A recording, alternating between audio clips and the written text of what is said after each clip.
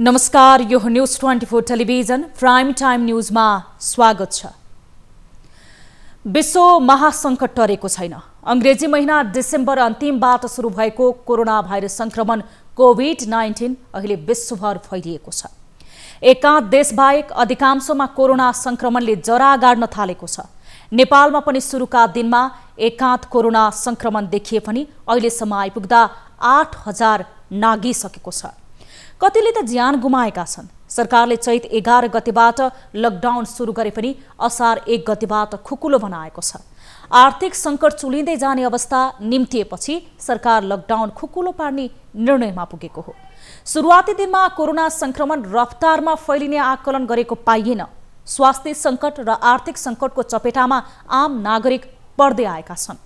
खुकुलो पारिएको लकडाउनमा हामी कतिको सचेत बनेका छौं त? आफैलाई प्रश्न गरौं, के हामी सामाजिक दूरी कायम गर्न सफल छौं? पटक्कै छैनौं। अब पनि सचेत नहुने भने कोरोना संक्रमण हामीमाझ नफैलिएला भन्न सकिन्न। सरकारको तयारीमा पनि धेरै प्रश्न गर्ने ठाउँ रहेको छ। अब प्राइम टाइम न्यूजका हेडलाइन्स। 24 घण्टामा 331 जना नयाँ संक्रमित थपिए। हालसम्म संक्रमितको संख्या 8000 नाग्यो। 30000 संक्रमित पुग्ने सरकारको अनुमान।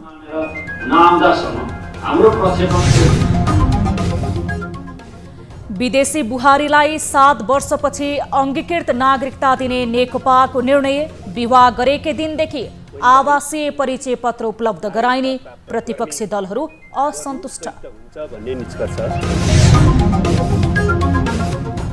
भारत र चीनको पछिल्लो तनावमा नेपालको चासो। दुई देशको सीमा समस्या शान्तिपूर्ण रूपमा सुल्झाउन नेपालको सुझाव।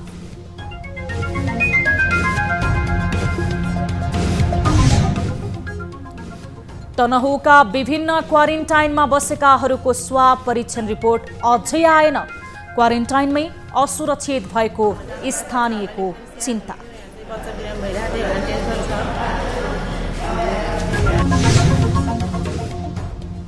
र लकडाउन खुकुलो भए पनि पर्यटन क्षेत्रको आमदानी शून्य।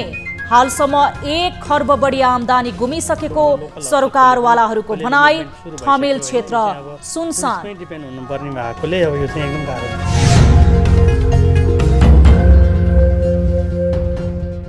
हामी निरन्तर न्यूजमा छौं। 74 जिल्लामा संक्रमण फैलिँदा संक्रमित हुनेको संख्या 8000 नागेको छ। स्वास्थ्य तथा जनसंख्या मन्त्रालयका अनुसार 24 घण्टामा 331 जना नयाँ संक्रमित थपिएसँगै संक्रमितको संख्या 8605 पुगेको हो। मन्त्रालयका अनुसार बीपी कोइराला स्वास्थ्य विज्ञान प्रतिष्ठानमा गरिएको परीक्षणमा झापामा 1 जना, सुनसरीमा 2 जनामा संक्रमण पुष्टि भएको छ। विराटनगर प्रयोगशालामा मोरङमा 8 जनामा संक्रमण पुष्टि भएको छ। त्यस्तै जनकपुर प्रयोगशालामा भएको परीक्षणमा महोत्तरीमा 24 जना, सर्लाहीमा 3 जनामा संक्रमण देखिएको छ।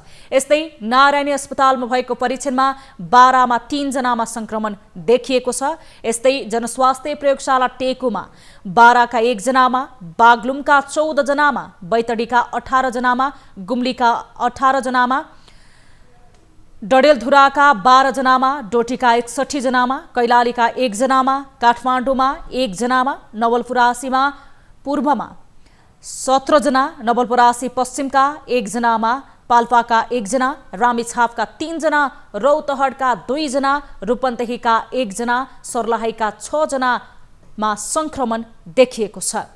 शुक्रबार ट्रफिकलमा गरिएको परीक्षणमा धादिङका 8 जना, पाल्पाका 16 जना, भक्तपुरका 7 जना संक्रमित थपिएका छन्। भरतपुर अस्पतालमा गरिएको परीक्षणमा नवलपरासी पूर्वका 4 जना, स्याङ्जाका 1 जनामा संक्रमण देखिएको छ। यस्तै किटजन्य रोग तथा अनुसन्धान तालिम केन्द्र हेटौडामा गरिएको परीक्षणमा रौतहटका 5 जनामा संक्रमण देखिएको छ। त्यस्तै शिक्षण अस्पतालमा गरिएको परीक्षणमा कैलालीका 2 जनामा संक्रमण देखिएको छ। पोखरा स्वास्थ्य विज्ञान प्रतिष्ठान बागलुङका 6 जनामा संक्रमण पुष्टि भएको छ। प्रादेशिक क्षयरोग केन्द्र प्रयोगशाला पोखरामा नवलपरासी पूर्वका 11 जना, तनहुका 23 जनामा संक्रमण देखिएको छ। प्रादेशिक जनस्वास्थ्य रूपन्देही पाल्पाका 16 जना, मा संक्रमण देखिएको छ। यस्तै नेपालगञ्ज प्रयोगशालामा बाँकेका 14 जना, बर्दियाका 7 जनामा संक्रमण देखिएको छ। सरकारले नेपालमा करिब 30,000 कोरोना संक्रमित हुन सक्ने नयाँ प्रक्षेपण गरेको छ।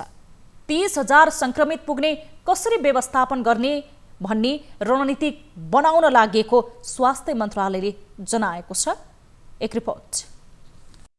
मन्त्रालयले पहिलो चरणमा 5,000, दोस्रो चरणमा 15,000 संक्रमित हुने प्रक्षेपण गरेको थियो भने शनिबार गरेको तेस्रो चरणमा 30,000 संक्रमित हुने प्रक्षेपण गरेको हो। केही महिना अघिसम्म संक्रमणबाट सुरक्षित भनिएको नेपालमा कोरोना संक्रमितको संख्या 8,500 नागिसकेको छ। 2000 बाट त्यो 5,000 कट्यो भने के गर्ने त त्यतिखेर? जस्तै अहिलेसम्म हाम्रो स्थिति के छ भने पोजिटिभ केस देखिएकाहरू त देखिने बित्तिकै हाम्रो क्षमताले भ्याएसम्म त हामीले उहाँहरूलाई त अस्पताल लगेर राखेका छौँ। अब अहिले यो पछिल्लो दिन भारतबाट नाका अलि खुला जस्तो मानेर नआउँदासम्म हाम्रो प्रक्षेपण यो खालको थियो। संक्रमितको संख्या बढ्दै गए पनि लकडाउन खुकुलो बनेको मात्रै छैन, जताजतै भिडभाड देखिन थालेको छ। यसले गर्दा संक्रमणको रफ्तार बढ्ने निश्चित छ। देशभरका 22 प्रयोगशालामा संकलित स्वाइपको थुप्रो लागेको छ। असाढ 5 गतेसम्मको तथ्याङ्क अनुसार देशभरका ल्याबमा 25,000 भन्दा बढी स्वाइप कोभिड-19 परीक्षणको पालो कुरिरहेका छन्। पहुँच हुनेवालाहरूको यसमा अलि एक्सिस भयो कि भन्ने तपाईहरुको आलोचना 100% नै गलत छ भन्दिनँ मैले। किनभने कतिपय केसहरू हामीले अध्ययन गर्दा त्यस्तो भेटेका छौँ। अब विदेशबाट आउनुभन्दा अगाडि साथीहरू 14 दिन क्वारेन्टिनमा बस्ने बाचा कबुल गरेर आउनुहुन्छ। आएको 2 दिन 3 दिन भएको हुँदैन। अब हाम्रो प्रोटोकलले त 5 दिनदेखि 10 दिनभित्र चाहिँ परीक्षण गर्नु भनेकै छ भनेपछि 3 दिनमै PCR गरेर लौ न हामीलाई छोडिदिनु पर्यो भन्ने एक्सिस भएको ठाउँमा कतिपय ठाउँमा यस्ता लबिङहरू भएका छन्। हाल दिनको 7,000 PCR परीक्षण भइरहेकोमा स्वास्थ्य तथा जनसङ्ख्या मन्त्री भानुभक्त ढकालले असार 15 गतेदेखि प्रत्येक दिन 10,000 का दरले PCR परीक्षणको दायरा बढाइने बताएका छन्। त्यसैगरी कोरोना क्राइसिस म्यानेजमेन्ट सेन्टरले मेडिकल सामग्री खरिदको जिम्मेवारी पुनः स्वास्थ्य तथा जनसङ्ख्या मन्त्रालयलाई दिने निर्णय गरेको छ। आइतबारदेखि सामान खरिदबारे छलफल अघि बढाइने स्वास्थ्य मन्त्रालयले जनाएको छ। यही रफ्तारमा संक्रमण बढ्दै जाँदा समयमै स्वास्थ्य सामग्री खरिद नभए कोरोना संक्रमणले भयावह रूप लिने विज्ञ बताउँछन्। अहिलेसम्म जम्मा 1,69,165 PCR टेस्ट भएको छ। यस्तै 2,52,300 RDT भएको छ।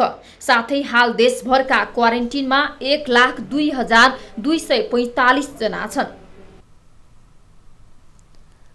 भारत र चीनबीच देखिएको पछिल्लो तनावमा नेपालले चासो देखाएको छ। भारत र चीनबीच पछिल्लो समय देखिएको सीमा विवाद शान्तिपूर्ण रूपमा सुल्झाउन नेपालले सुझाव दिएको छ। परराष्ट्र मन्त्रालयले आज विज्ञप्ति निकाल्दै लद्दाखको गलवान उपत्यका क्षेत्रमा उब्जिएको समस्यालाई समाधान गर्नमा सक्षम रहेको विश्वास व्यक्त गरेको छ। विज्ञप्तिमा असल छिमेकीपनाको भावना सहित आपसी नमिलेका कुराहरूलाई द्विपक्षीय, क्षेत्रीय र विश्व शान्ति तथा स्थायित्वको शान्तिपूर्ण माध्यमबाट उब्जिएको समस्या हल हुनेमा नेपाल विश्वस्त रहेको उल्लेख छ।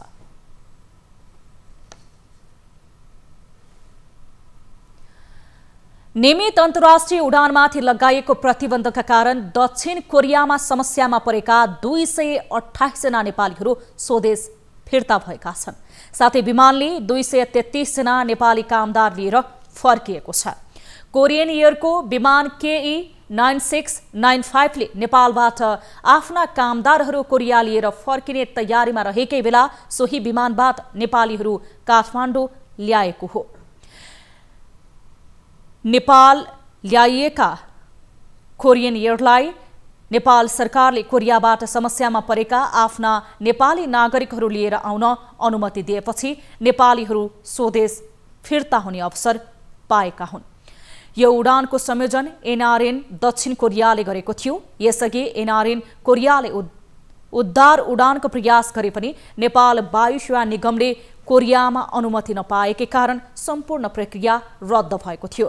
कोरोना संक्रमणको कारण उत्पन्न असहज परिस्थितिमा नेपाल फर्कनै पर्ने अवस्थामा कोरियामा रहेका नेपाली नागरिकलाई स्वदेश फर्कनका लागि नेपाल सरकारले 2077 जेठ 11 गतेदेखि नै सूचना फारम सार्वजनिक गरी वितरण र विवरण सङ्कलन गरेको थियो, जसमा जेठ 27 गतेसम्म 972 जनाले फारम बुझाएका थिए। त्यस्तै कोरियामा अलपत्र परेका नेपालीलाई असार 7 गते नेपाल एयरलाइन्स मार्फत नेपाल ल्याउन सरकारको सूचना सार्वजनिक भए पनि त्यो अन्योल नै रहेको कोरिया स्थित नेपाली दूतावासले जनाएको छ। तनहुका विभिन्न क्वारेन्टाइनमा बसेकाहरूमा मानसिक तनाव देखिन थालेको छ। भारतबाट आएर क्वारेन्टाइनमा बसेकाहरूको स्वाब सङ्कलन भए पनि रिपोर्ट अहिलेसम्म आएको छैन। उनीहरू क्वारेन्टाइनमा असुरक्षित रहेको महसुस गर्न थालेका छन्। सीमा क्षेत्रमा अल्पत्र परेका व्यक्तिहरूलाई उद्धार गरी तनहुका स्थानीय तहले आफ्नो क्वारेन्टाइनमा राखेको अवस्था छ। उनीहरूको PCR परीक्षण समयमा नै आउन नसकेको कारण अहिले उनीहरूमा मानसिक त्रास उत्पन्न भएको छ। क्वारेन्टाइनमा भएको व्यक्तिहरूले धैर्यतापूर्वक बस्न नसक्नु र यहाँका स्थानीय तहले आफ्नो ढङ्गबाट व्यवस्थापन गर्न नसक्नका कारण अहिले विभिन्न विरोधका आवाजहरू पनि सुनिन थालेको छ।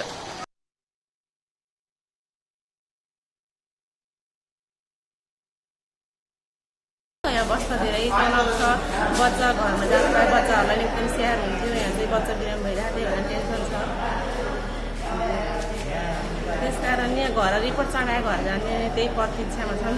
नानीको आयो, नानीको बाबाबाट मेरो आएन, त्यही रिपोर्टको प्रतीक्षामा। विदेशबाट आइयो होइन, त्यसबाट आएर चाहिँ यत्रो यहाँ बस्दाखेरि स्वाभाविक हुन्छ होइन। मान्छेलाई चाहिँ अब आर्थिक पनि स्वाभाविक के छ कसो भइरहेको घरमा। अब आफूलाई पनि अब के हो रिपोर्ट आएन अहिलेसम्म। रिपोर्ट आउँदाखेरि तपाईँको चाहिँ के हुने हो, के भइरहेछ। हामी सेफमा थियौँ, सेफ भएर नै आएको हो। अब सेफको हिसाबले नै आएको हामीले। अब यहाँ आएर अब हरेक ठाउँबाट साथीहरू आउनुभएको छ। अब को कस्तो हिसाबले आउनुभएको छ के छ होइन। अब हाम्रो टोयलेटमा अरू त ठिकै छ, बस्न खाना यसको लागि त ठिकै छ, आफ्नो ग्रुपको हुन्छ। तर चाहिँ अब अलिकति टोयलेट बाथरुमको प्रब्लम सबै एउटै युज गर्दाखेरि यसको चाहिँ अलिक व्यवस्थाहरू गर्न त अरू ठाउँको भन्दा हेर्ने धेरै राम्रो व्यवस्था छ। त्यस्तो खासैको छैन, पानीको हरेक चिजको समस्या राम्रै छ। तर पनि अलिकति त्रास त हुन्छ। तर त्यो सबैले साथीहरूले आफ्नो सिस्टमले चाहिँ अप्नाएर राम्रोसँग गर्नुभएको छ। हामी यहाँ क्वारेन्टाइनवासी 40 जना छौँ, सबै दुखी छौँ। केही साथीहरू भन्दा हामीभन्दा पहिला 2 दिन पहिला आएको पनि साथीहरू सँगै भयो परीक्षण PCR।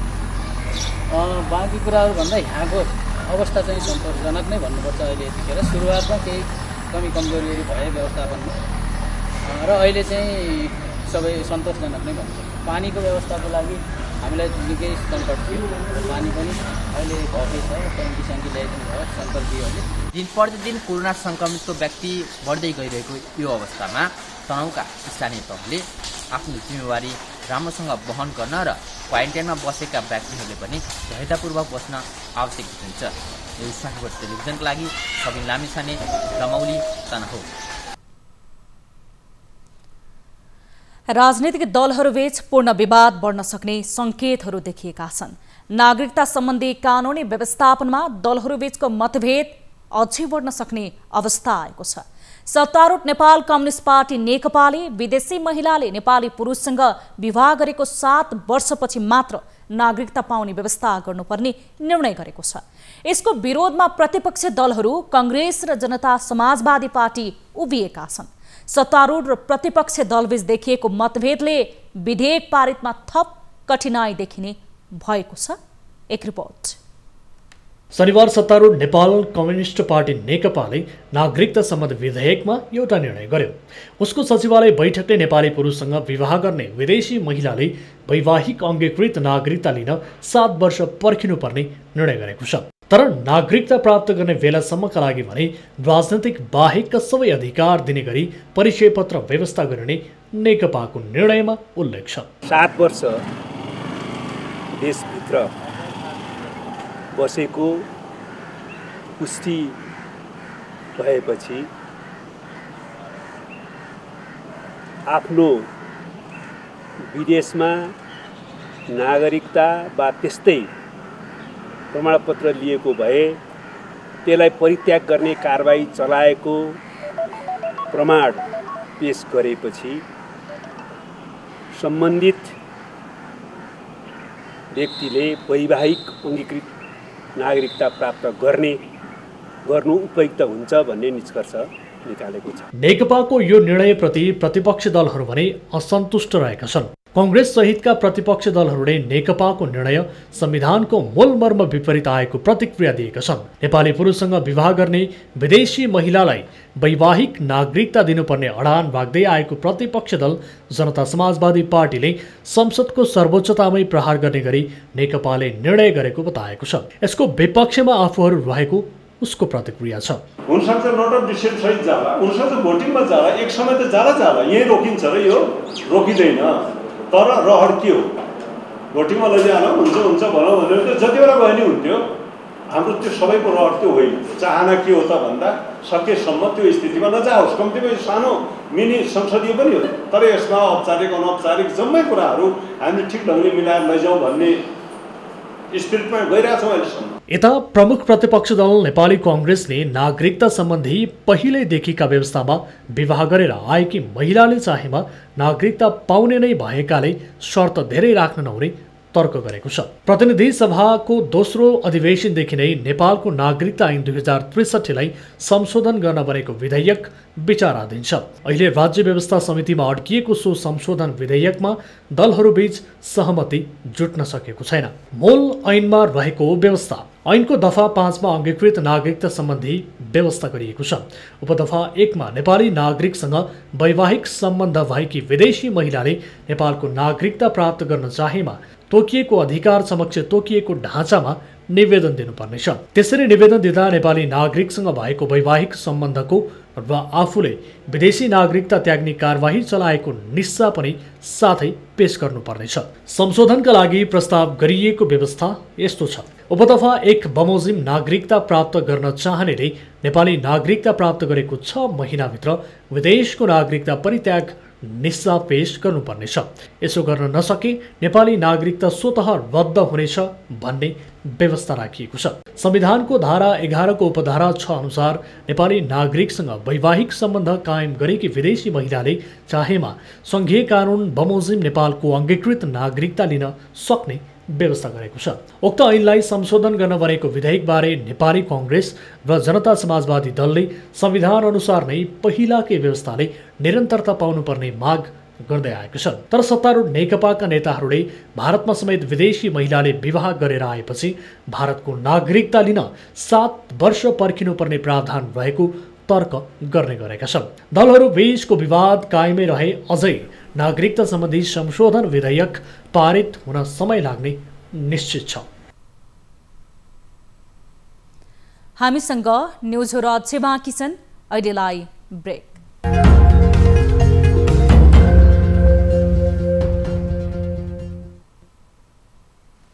हामी निरन्तर न्युजमा छौं। पर्यटनमा आश्रित काठमाडौँ ठमेलको व्यवसाय अहिले ठप्प छ।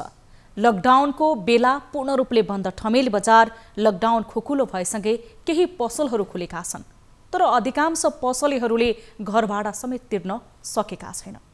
पसल खोले पनि व्यापार नभएको व्यवसायीहरूको गुनासो छ। सरकारले पर्यटन वर्ष घोषणा गरेसँगै सबैभन्दा उत्साहित ठमेलका व्यवसायहरू बनेका थिए, किनभने नेपाल आउने अधिकांश पर्यटकहरूको हब ठमेल हो। तर कोरोनाको बढ्दो संक्रमण र त्यसपछिको लकडाउनले ठमेलको बजारलाई पूर्ण रूपले ठप्प बनायो। अहिले लकडाउन केही खुकुलो भएको छ र लकडाउन खुकुलो बनेसँगै ठमेलका पसलहरू पनि खुलेका छन्, तर पर्यटनमा आश्रित ठमेलको व्यवसायले गति पाएको छ त?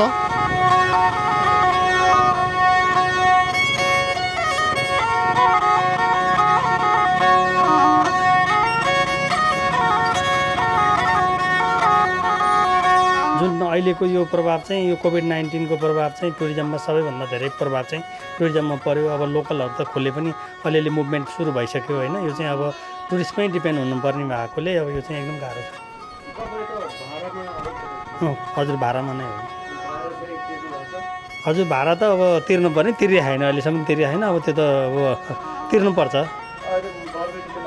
होइन त्यस्तो त कोभिडसँग त्यस्तो केही पनि कुरो भएको छैन।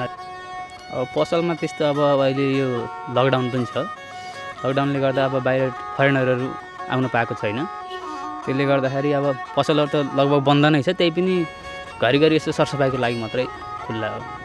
व्यवसायको कुरा नगरौँ, बरु 1 सालसम्म तपाईँको खत्तम छ यो ठमेल चाहिँ। अर्को लोकलको कुरा नगरौँ, बरु यो ठमेल त खत्तम छ 1 सालको लागि, नखुलेसम्म पुरै मान्छे त्यत्तिकै टाइम पासको लागि मात्रै बसिरहेको छ। अब त्यही ब्याज स्याजमा यताउता घर बेच्नुहोस् कि जे बेच्नुहोस् त्यही गर्नुपर्छ, नत्र छोडेर गइहाल्नुहोस्, त्यही हो।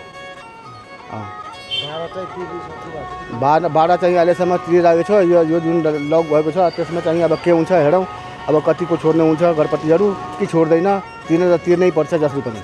ठमेल आएका अधिकांश पर्यटकहरू रिक्सामा चढेर काठमाडौँका विभिन्न ठाउँ घुम्न रुचाउँछन्। त्यसै गरी बाटोमै पर्यटकहरूलाई पानी बेचेर जीविकोपार्जन गर्ने पनि धेरै छन्।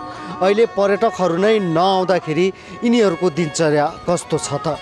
कसरी चलाउने अब यो अब कोठा भाडा तिरे होइन, केही गरेर छैन, 4-5 महिना भइसक्यो कोठा भाडा तिरे छैन। आज भर्खर अहिले भर्खर भयो। अहिले चाहिँ के पर्यटकहरू हुन्छन् कि यहीको आन्तरिक मान्छे? यहीकै कहाँ पर्यटनहरू पो छ र यहाँ, कोही पनि छैन। आन्तरिक मान्छेले भेट्नुहुन्छ, यसो सामान यसो पायो भने बुढी हुन्छ, न त हुँदैन, मान्छे त चढ्दैन। अहिले त होला कि यसो तरेर खाने पैसा हुन्छ कि भनेर आयो, छैन, के व्यापार नै हुँदैन। यही हिसाबै छैन, त्यो कहिले 2000 कहिले 3000 त्यस्तै 2000-3000 त्यस्तै हुन्थ्यो। बोनी 100 रुपियाँ व्यवहार हुनु मुस्किल, हिजो नि 100 रुपियाँको व्यवहार भएछ जम्मा। बस्नु मात्रै, कोठामा बस्न नसकेर आयो, केही पनि हुँदैन। कोरोनाको सङ्क्रमण अहिले पनि बढ्दो छ। यस्तो अवस्थामा पर्यटनमा आश्रित ठमेलको व्यवसायले कहिले गति लिन्छ भनेर अनिश्चित छ। एकातिर राज्यलाई कर बुझाउने चिन्ता छ भने अर्कोतिर कोठा भाडा समेत उठाउन सकेका छैनन्। यस्तो अवस्थामा व्यवसायहरूले राज्यबाट विशेष राहत प्याकेजको अपेक्षा गरेका छन्। क्यामेरामा केशव निरौलाको साथमा प्रशान्त ठाकुर, काठमाडौँ। कोरोना भाइरस नियन्त्रणमा सरकारले देखाएको कार्यशैलीप्रति असन्तुष्टि जनाउँदै युवाहरूले आज पनि प्रदर्शन गरेका छन्। आज इनफ इज इनफ समूहमा रहेका युवाहरूले काठमाडौँस्थित शहीद गेट क्षेत्रमा लम्पसार परेर विरोध जनाएका हुन्। उनीहरूले सरकारले कोरोना नियन्त्रणमा प्रभावकारी काम गर्न नसकेको भन्दै मृत्युको अभिनय गरेर सडकमै सुतेका थिए। उनीहरूले कोरोना नियन्त्रणमा सरकार उदासीन बनेको, स्वास्थ्य सामग्री खरिदमा अनियमितता गरेको, बेसारको महिमा गाएर सरकारले काम चाहिँ नगरेको भन्दै असन्तुष्टि जनाउने प्लेकार्ड समेत बोकेका थिए।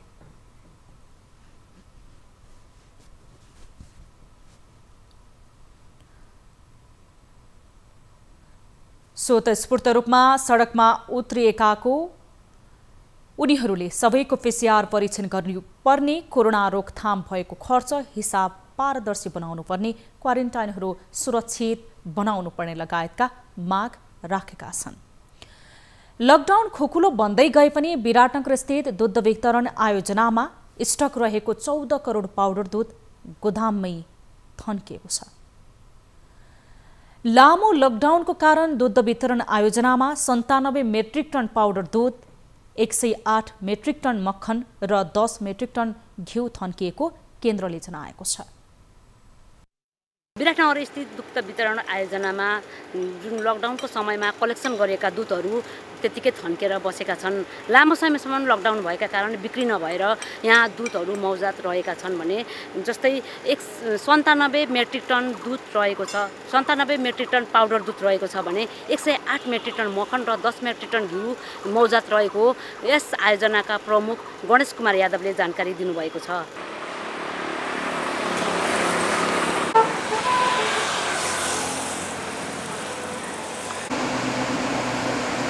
हामीसँग यो लकडाउन पछिको उत्पादन भएका दुध, दहीहरू, दुध र पाउडर, मक्खन मध्येमा यही धुलो दुध हामीसँग 97 मेट्रिक टन छ। त्यस्तै मक्खन 108 मेट्रिक टन र घिउ 10 मेट्रिक टन यति हामीसँग अहिले स्टकमा छ।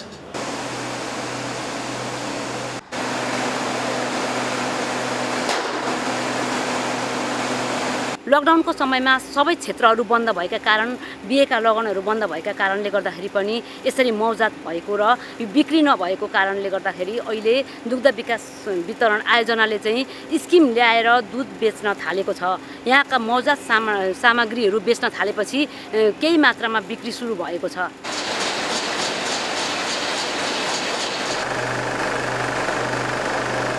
जति बेला चाहिँ तपाईको मार्केटमा अत्यधिक माग हुन्छ त्यही समयमा लकडाउन भइदियो। लकडाउन भइसकेपछि चाहिँ तपाईको यति बेला हाम्रो चाहिँ तपाईको उत्पादनहरू अलिक कम खपत भएर चाहिँ स्टक हुन गएको।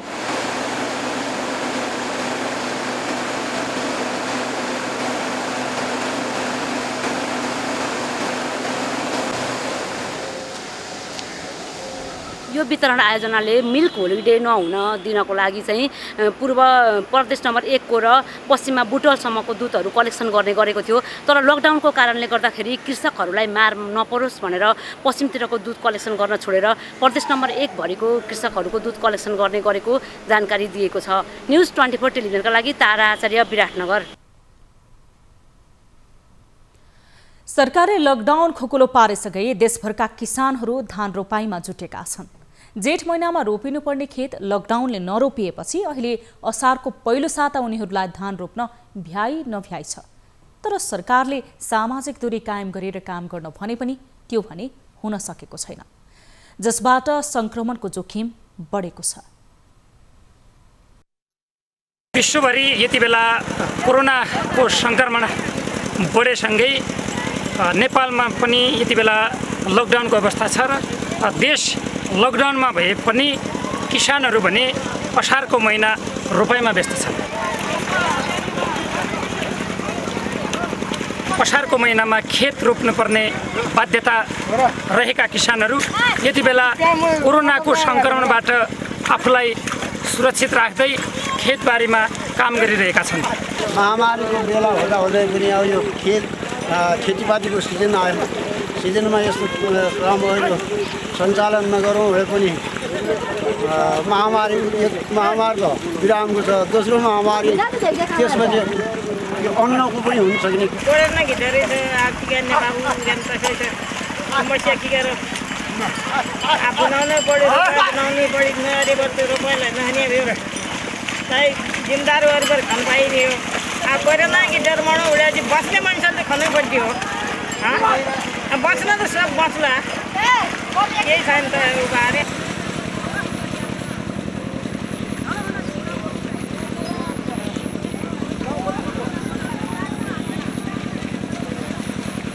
किसानहरू यति बेला खेतमा रोपाई गरिरहँदा कोरोनाको संक्रमणबाट जोगिएर आफूलाई सुरक्षित राख्दै खेत रोप्नमा व्यस्त रहेका छन्।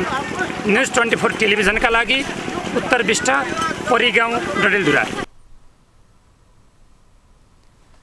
स्याङ्जाको वालिङ नगरपालिकाले छाडा चौपाया व्यवस्थापनलाई प्राथमिकतामा राखेको छ। छाडा चौपायाका कारण सडक दुर्घटनाको जोखिम मात्र होइन, किसानले उत्पादन गरेको अन्नबाली समेत सखाप पारेपछि नगरपालिकाले तदारुकता देखाएको हो। एक रिपोर्ट।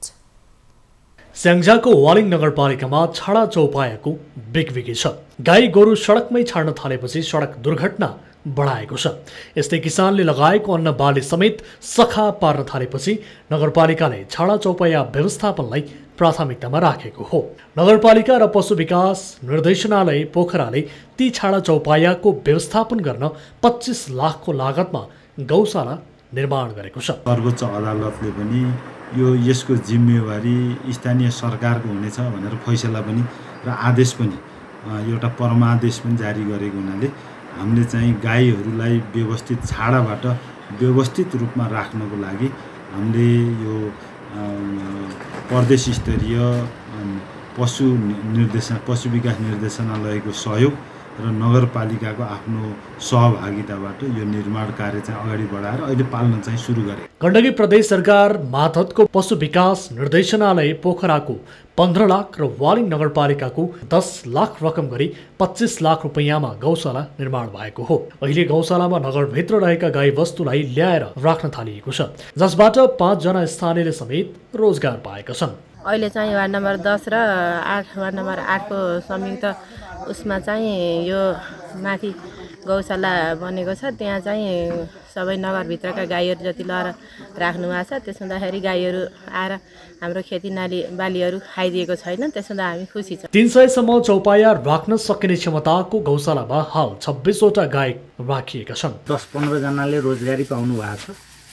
यसको वास्तविक यसको उद्देश्य भनेको यसबाट हामी बायोग्यास पनि निकाल्छौँ।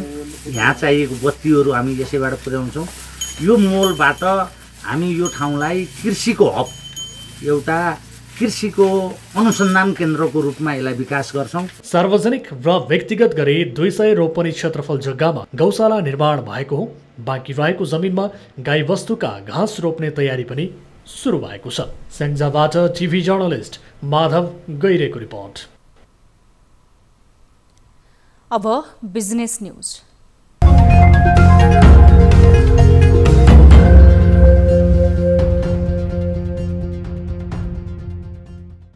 विश्व पर्यटन संगठनका अनुसार विश्वभर पर्यटन क्षेत्रमा 80% गिरावट आउनेछ। नेपालमा पनि विदेशी मुद्रा आर्जन गर्ने मुख्य स्रोत पर्यटन रहे पनि कोरोनाले ठप्प भएसँगै सहज अवस्थामा आउन निकै गाह्रो देखिएको छ। नेपाल पर्यटन बोर्डले पर्यटक क्षेत्रबाट 1 खर्बभन्दा बढी आम्दानी गुमेको जनाएको छ। होटल रेस्टुरेन्ट क्षेत्रमा पर्यटक नहुँदा आम्दानी शून्य छ। मनोरञ्जनका क्षेत्रहरू खोल्न सक्ने अवस्था बनेको छैन। नेपालमा करिब 4.5 लाख प्रत्यक्ष रोजगारी जोडिएको र अप्रत्यक्ष गरी 11 लाख बढी आश्रित पर्यटक क्षेत्र धराशायी छन्। विश्वव्यापी रूपमा नै अब पर्यटन कम्प्लिटली धराशायी भएको अवस्था छ हैन। अब पर्यटन बोर्डले के गरिरहेको छ भन्ने अवस्थामा चाहिँ अहिले हामीले चाहिँ आवश्यक पूर्व तयारीहरू गरे बसेका छौँ। जुन बेला नेपाल अन्तर्राष्ट्रिय जगतको लागि खोलिने छ त्यो बेला अथवा अन्तर्राष्ट्रिय जगतले पनि आफ्ना एयरलाइन्सहरू खोल्ने छन्, त्यो बेला कसरी जाने, कुन देशमा कसरी जान सकिएला भन्ने हिसाबले त्यसको पूर्व तयारी गरेर बसेको एउटा अवस्था। होटल रेस्टुरेन्ट क्षेत्रमा अहिले नयाँ लगानी बढाइएकालाई बैंक कर्जा तिर्नमा समस्या रहेको उनीहरूको गुनासो छ। कतिपय साना होटल व्यवसायीहरूलाई आम्दानी नहुँदा घर भाडा नै कसरी तिर्ने भन्ने चिन्ता थपिएको छ। पर्यटक क्षेत्रले कुल गृहस्थ उत्पादनमा करिब 8% मात्रै योगदान दिएको छ। तर यो वर्ष सरकार र निजी क्षेत्र दुवैले भ्रमण वर्ष 2020लाई लक्षित गरी ठूलो लगानी बढाएको थियो। अर्थतन्त्रको की सेन्टरका रूपमा हेरिएको पर्यटन क्षेत्र धराशायी हुँदा आर्थिक वृद्धिमा समेत चाप पर्ने देखिएको छ। सरकारले लकडाउन हुनु अघिदेखि नै अन्तर्राष्ट्रिय उडान बन्द गरेसँगै पर्यटकीय आगमन ठप्प भएको थियो। आगामी असार 17 गतेसम्म नै अन्तर्राष्ट्रिय उडान बन्द छ। अब पर्यटन क्षेत्र विस्तारै सहज अवस्थामा फर्काउन स्वदेशी पर्यटकलाई पहिलो प्राथमिकता दिनुपर्ने यस क्षेत्रका जानकारहरूले बताएका छन्। टिभी जर्नलिस्ट पवन तामाङको रिपोर्ट। हामीसँग न्युजहरू अझै बाँकी छन्, अहिलेलाई ब्रेक।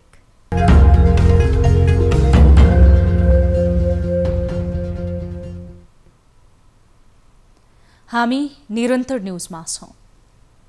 अब स्पोर्ट्स न्युज।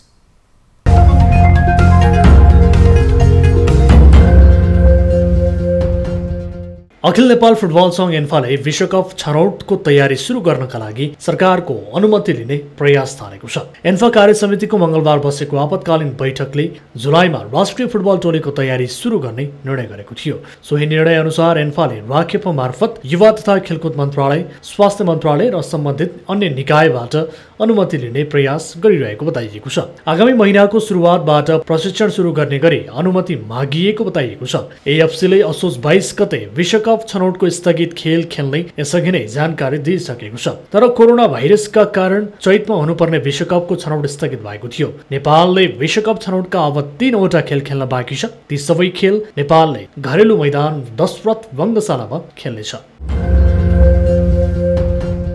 चर्चित franchise cricket Indian premier league IPL को प्रायोजकबारे भारतीय क्रिकेट बोर्डले छलफल गर्ने भएको छ। अर्को हप्ता गरिने छलफलमा BCCI IPL मा स्पोन्सर गर्ने चिनिया कम्पनीको रिभ्यू गर्ने योजनामा छ। पछिल्लो समय भारत र चीन बीच देखिएको सीमा विवादका कारण उत्पन्न तनावले 20 भारतीय जवानको निधन भएपछि यसको असर खेलकुदमा पनि पर्न थालेको छ।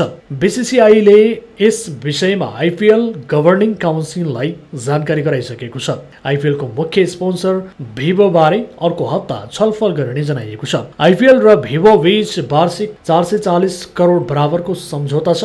विश्वभर फैलिएको कोरोना महामारीका कारण IPL अनिश्चितकालका लागि स्थगित छ। यदि यस वर्ष IPL हुन नसके 400 करोड BCCI ले गुमाउने आकलन गरिएको छ। त्यसैले BCCI यसै वर्ष गर्ने भनिएको T20 विश्वकप बारे ICC को निर्णय पर्खेर बसेको छ। T20 विश्वकप अक्टोबर-नोभेम्बरमा अस्ट्रेलियामा हुने तालिका छ।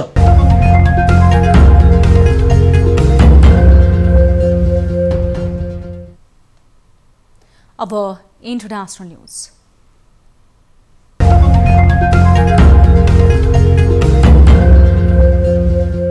एसियाका दुई शक्ति राष्ट्र भारत र चीन बीच तनाव जारी रहेको बेला अर्का दुई एसियाली मुलुक उत्तर र दक्षिण कोरिया बीच पनि पर्चा युद्ध सुरु भएको छ। उत्तर कोरियाले पर्चा मार्फत दक्षिण कोरिया विरुद्ध अभियान सुरु गरेको छ। देशको सरकारी सञ्चार माध्यम KCNA ले यस बारेको जानकारी दिएको छ। दुवै देशबीच पछिल्ला केही दिनदेखि तनाव चलिँदैछ। समाचार अनुसार दक्षिण कोरियाका केही प्रदर्शनकारीले उत्तरका नीतिको आलोचना गर्दै प्रोपोगन्डा चलाइरहेका छन्। साथै किम जोङ उन विरुद्ध पर्चा र बेलुन सीमाना पठाउन थालेपछि उत्तर पनि आक्रामक भएको हो। यसको उत्तर कोरियाका तर्फबाट कडा आलोचना गरिएको छ। उत्तर कोरियाले 16 जुनमा दक्षिण कोरियासँगको सबै किसिमको सम्पर्क बन्द गरेको घोषणा गरेको थियो। यसका साथै 16 जुनमै केसोङ शहरस्थित कार्यालयमा बम प्रहार भएको थियो। यो कार्यालय दुवै देशबीच राम्रो सम्बन्ध बनाइराख्न सन् 2018 मा खोलिएको थियो। ब्राजिलमा कोरोना संक्रमितको संख्या 10 लाख नागेको छ। बीबीसीका अनुसार ब्राजिलमा कोरोना संक्रमितको संख्या 10,32,913 पुगेको हो। सरकारको प्रयासका बावजुद ब्राजिलमा तत्काल कोरोना संक्रमण नियन्त्रण हुने अवस्था देखिएको छैन। ब्राजिलमा कोरोनाको बढ्दो ग्राफ राजनीतिक सरगर्मीको विषय बनेको समाचारमा उल्लेख छ। राष्ट्रपति जायर बोल्सोनारोले संकटको यो अवस्थामा कोरोना नियन्त्रणका लागि गरेको प्रयासबारे आवाज उठ्न थालेको छ। बोल्सोनारो कोरोना संक्रमणलाई सामान्य फ्लू भन्दै आएका छन्। ब्राजिलमा 54,000 भन्दा बढी संक्रमितको मृत्यु भइसकेको बीबीसीको समाचारमा उल्लेख छ। यता विश्व स्वास्थ्य संगठनको तथ्याङ्क भने केही कम छ। ब्राजिल विश्वमा सबैभन्दा धेरै कोरोना संक्रमण र मृत्यु हुने देशको सूचीमा अमेरिकापछि दोस्रो स्थानमा रहेको छ।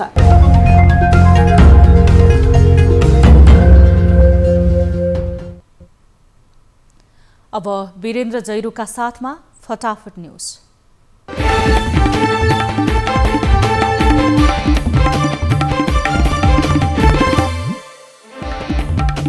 24 घण्टामा 331 जना नयाँ संक्रमित थपिए। हालसम्म संक्रमितको संख्या 8,600 नाग्यो। पछिल्लो 24 घण्टामा 173 निको भए। हालसम्म डिस्चार्ज हुनेको संख्या 1,578। विदेशी बुहारीलाई 7 वर्षपछि मात्रै अंगीकृत नागरिकता दिने नेकपाको निर्णय। विवाह गरेकै दिनदेखि आवासीय परिचय पत्र उपलब्ध गराइने। कोरियाबाट 228 नेपाली स्वदेश फर्किए। बिरामी तथा गर्भवती गरी 36 सहित जेल जीवन भोगेर बसेका 15 नेपाली पनि आए। भक्तपुरको क्वारेन्टिनमा रहेका 7 जनामा कोरोना संक्रमणको पुष्टि। कुवेतबाट फर्किएका महिलामा संक्रमण देखियो। तनहुका विभिन्न क्वारेन्टिनमा बसेकाहरूको स्वाब परीक्षण रिपोर्ट अझै आएनन्। क्वारेन्टिनमा असुरक्षित भएको स्थानीयको चिन्ता। सरकार विरुद्ध युवाहरूको प्रदर्शन।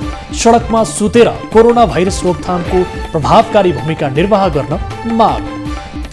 भारत र चीनको पछिल्लो तनावमा नेपालको चासो। दुई देशको सीमा समस्या शान्तिपूर्ण रूपमा सुल्झाउन नेपालको सुझाव। दैलेखमा जडान गरियो PCR मेसिन। 3 दिनभित्र परीक्षण सुरु हुने। भारतबाट 10 महिनामा 28 करोडको बेसार नेपालमा आयात। कोरोना भाइरसको डरले बेसार प्रयोग बढेसँगै युरोप र पश्चिम एसियामा बेसारको माग बढ्यो। चीनसँग सीमा जोडिएको हुम्लाको हिल्सामा पहिलो पटक BOP स्थापना। रौतहटमा एक महिलालाई घरबाटै अपहरण प्रयास। घटनाको अनुसन्धान भइरहेको जिल्ला प्रहरी कार्यालय रौतहटको भनाई। कैलालीमा 8,93,000 रुपैयाँ सहित 7 जुवाडे पक्राउ।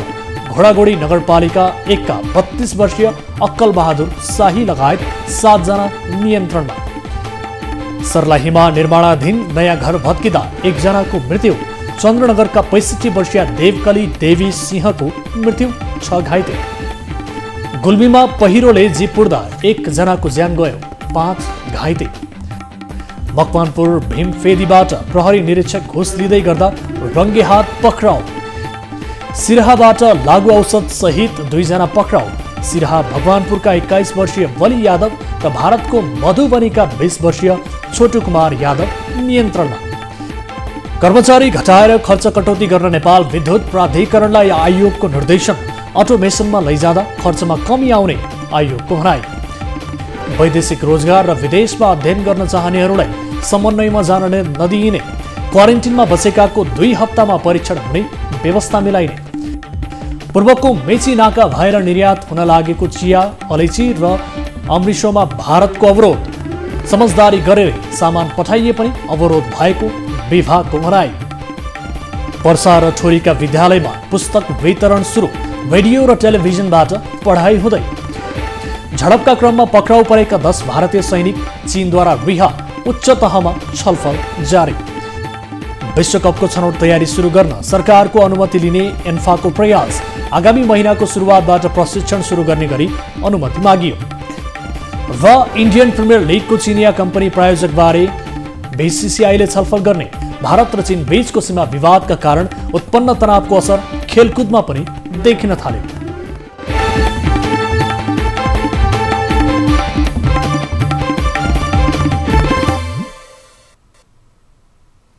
अब एउटा रोचक प्रसङ्ग। कोरोना भाइरस महामारीका कारण अहिले विश्वभरका मानिसहरूमा स्वास्थ्य सतर्कता उपाय अपनाउने बानीको विकास भएको छ र अहिले घरबाट बाहिर निस्कँदा धेरै मानिसहरूले मास्क लगाएर निस्कने गर्छन्। तर के मानिसबाहेक अन्य जीवजन्तुको सुरक्षाको लागि पनि मास्क आवश्यक हुन्छ?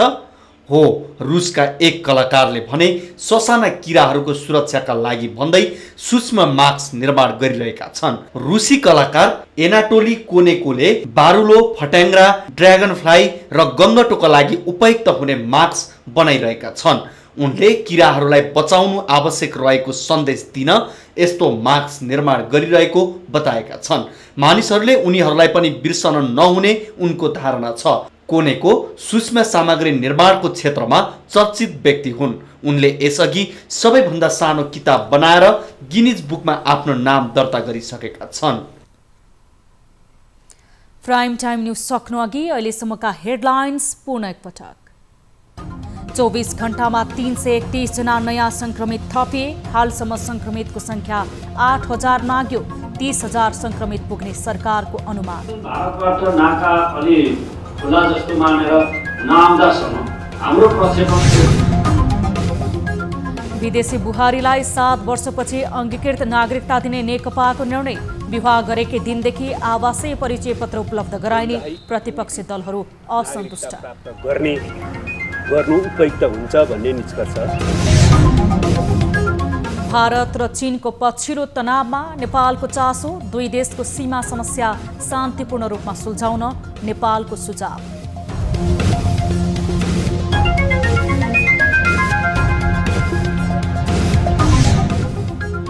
तनहुका विभिन्न क्वारेन्टाइनमा बसेकाहरूको स्वाब परीक्षण रिपोर्ट अझै आएन। क्वारेन्टाइनमै असुरक्षित भएको स्थानीयको चिन्ता।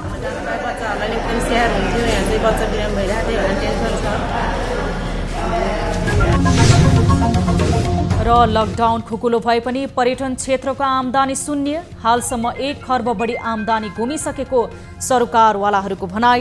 ठमेल क्षेत्र सुनसान। मुभमेन्ट सुरु भइसक्यो हैन। यो चाहिँ अब टुरिस्टमै डिपेन्ड हुनुपर्ने भएकोले अब यो चाहिँ एकदम गाह्रो छ।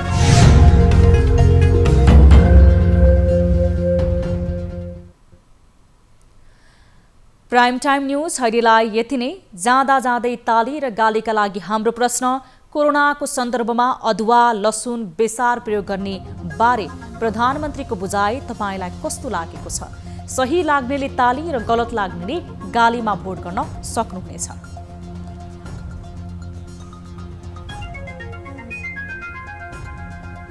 थप न्युजको लागि हाम्रो वेबसाइट www.news24nepal.com हेर्न नभुल्नुहोला। साथै तपाईले हामीलाई फेसबुक, ट्विटर र युट्युबमा पनि फलो गर्न सक्नुहुनेछ।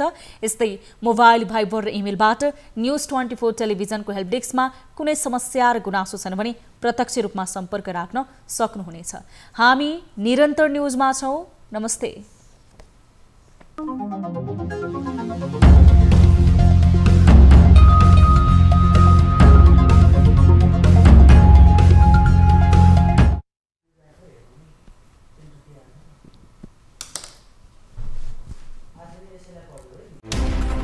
कोरोनाले सिर्जना गरेको संकटमा पल पलका न्यूज अपडेट र हर क्षेत्रको कभरेजका लागि न्युज 24 नेपाल युट्युब च्यानललाई सब्स्क्राइब गर्नुहोला।